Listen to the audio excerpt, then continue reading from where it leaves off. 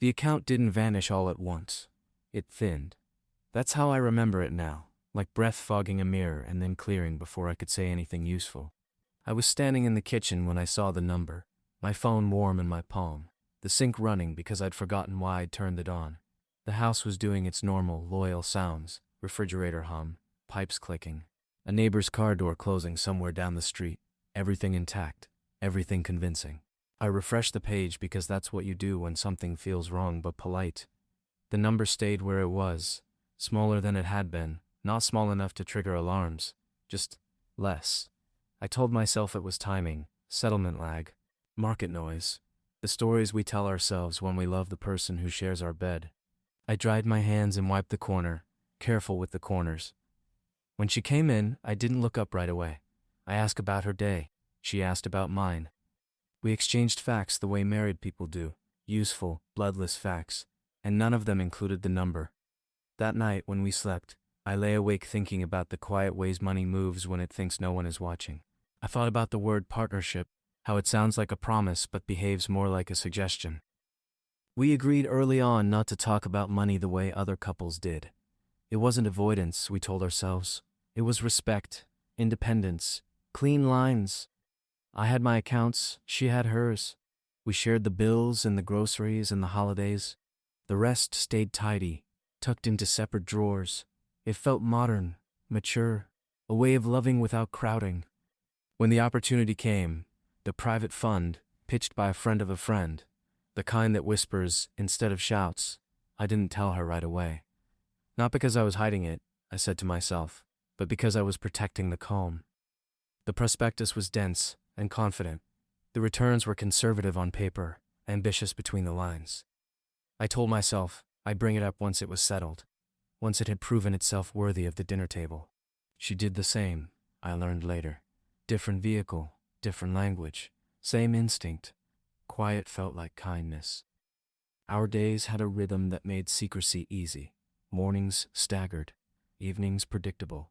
We spoke about work, about plans, about the small negotiations of shared life. We didn't lie, we simply selected. When she mentioned a meeting, I didn't ask which one.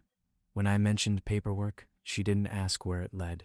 We trusted the shape of each other's intentions more than the details. The fund sent updates monthly, clean emails with reassuring fonts, percentages that moved the right direction.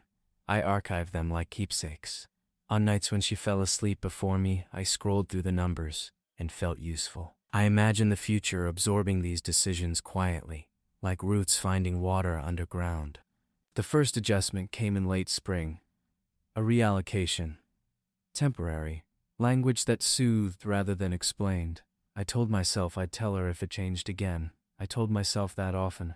Summer arrived with heat that flattened everything. The updates kept coming, but the tone shifted. Still calm, still professional, just thinner.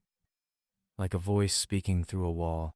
I noticed myself waiting for the emails the way you wait for a delayed train, checking the clock, pretending not to care. Around the same time, she grew meticulous, not anxious, just precise. Receipts photographed, spreadsheets tightened. She smiled when she showed me a new budgeting app, proud of the interface, the way it made control feel friendly. I complimented her discipline. I didn't ask why it mattered now. The night I refreshed the account in the kitchen, I told myself it was nothing. I watched the sink overflow before I turned it off. I slept badly. In the morning, she kissed me longer than usual and said she'd be late. The fund stopped sending updates. Not abruptly. They stretched the interval, a week, then 2. I drafted emails and didn't send them. I rehearsed explanations that cast me as patient, informed, reasonable. I told myself that panic is contagious, and I was being responsible by containing it. When I finally called, the line was answered by someone who spoke in complete sentences that went nowhere. Review. Process. Standard procedure. I wrote the words down, the way you do when you think documentation is a form of leverage. That evening, she brought up a renovation idea. A future expense. I nodded too quickly. I heard myself say we were fine. The word landed between us and stayed there, obedient. The disappearance didn't announce itself. It accumulated. Fees, holds, A notice that looked like all the others but asked for patience in a way that felt personal. I checked the balance again and again, as if repetition could restore weight to a number. When I finally told her, carefully, late, with a preface that tried to soften the floor, she didn't raise her voice.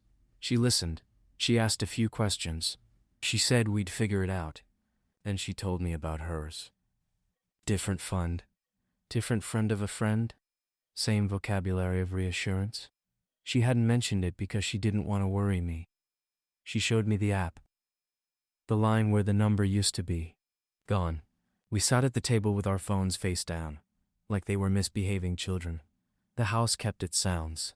Nothing collapsed. That was the cruel part. We compared timelines and discovered how neatly they overlapped. Two people making the same choice in parallel, convinced they were preserving something by keeping it quiet. There were calls after that. Forms. Meetings where faces nodded sympathetically and hands slid papers across polished surfaces. The language was impeccable. Everyone understood our concern. Everyone required time. I learned how much comfort there is in procedure when responsibility is diffuse. We didn't accuse each other. That would have been simpler. Instead, we apologized in ways that didn't quite connect. We reassured. We planned contingencies. We became very good at the present tense.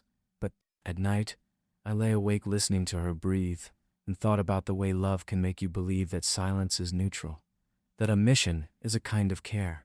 I thought about partnership, how it depends not on sharing everything, but on agreeing what counts as shared. We had agreed without speaking. We had trusted the quiet. The funds are still under review. That phrase has lost its meaning.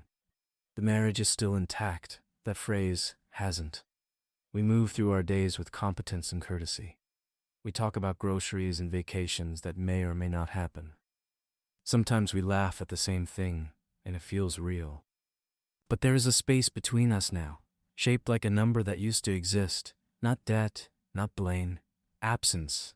And every time a form asks for assets, I feel the weight of what we chose not to say, and how easily the world learned to take advantage of that choice.